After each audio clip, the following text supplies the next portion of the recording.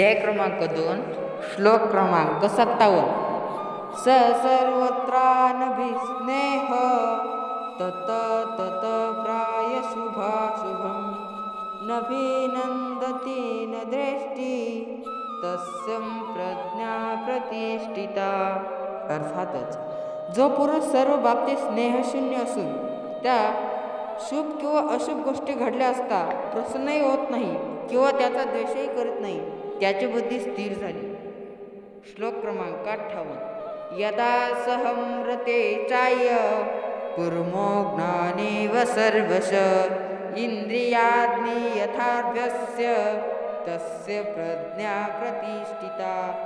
अर्थातच कासव सर्व बाजू आपले अवयव आत ओढून धरतो, त्याचप्रमाणे जेव्हा हा पुरुष इंद्रियांच्या विषयापासून इंद्रियांना सर्व प्रकारे आवरून घेतो तेव्हा त्याची बुद्धी स्थिर झाली असे समजावे।